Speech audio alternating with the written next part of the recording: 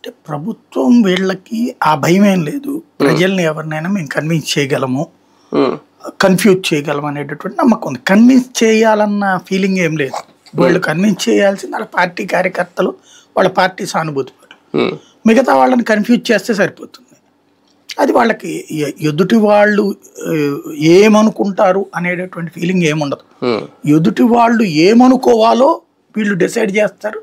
ఆ డిసైడ్ చేసింది అనుకోకపోతే వాళ్ళు రాష్ట్ర ద్రోహులు, దేశ ద్రోహులు, లేకపోతే సమాజ ద్రోహులు అని ప్రచారం చేయడానికి వాళ్ళకి ఒక నెట్వర్క్ ఉంటుంది.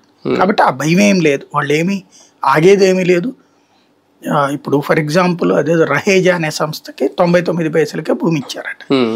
మనం టాటాకి ఇవ్వడానికి తప్పుపట్టం, కాగ్నిజెంట్కి ఇవ్వడానికి తప్పుపట్టం. ఎందుకంటే దానివల్ల కొన్ని కంపెనీలు వస్తాయి. ఇవి రహేజా అనేది ఏంటది, రియల్ ఎస్టేట్ వ్యాపారం, బిల్డింగులు కట్టి అద్దెలకి ఇస్తుంది. వాడికి 99 పైసలకి ఇవ్వడం ఏంటి? ఈ రాష్ట్రంలోని రియల్ ఎస్టేట్ వాళ్ళు అందరూ ఏం పాపం చేశారు? లెంగమనేనే వాడికి ఇచ్చేయండి, ఆ 25 ఎకరాలు కట్టిచ్చిస్తాడు, వాడే అద్దెలకి ఇస్తాడు. లేకపోతే కనుక పాప ఇక్కడ బోల్డ్ అని బోర్డులు పెట్టుకు తిరుగుతున్నారు కదా రియల్ ఎస్టేట్ వ్యాపారులు, తలకో 10 ఎకరాలు ఇచ్చేసేయండి, అపార్ట్మెంట్లు కట్టి అవసరమైతే మీరు ఒక సగం డబ్బులు తగ్గించమంటే తగ్గించి అన్న జనాలకన్నా ప్రయోజనం ఉంటుంది. వాడు రహేజా ఎవడు కడితే ఎవడికి ప్రయోజనం? ఇప్పుడు మన రాష్ట్రంలో ఉన్నటువంటి రియల్ ఎస్టేట్ వాళ్ళు అందరిని పిలిచి వైజాగ్లో తలకు ఒక 10 ఎకరాలు ఇస్తానరా అంటే 10 ఎకరాల్లో డెవలప్ చేసి ప్రభుత్వానికి ఇస్తారు. ఎదురుగుండా తక్కువ రేట్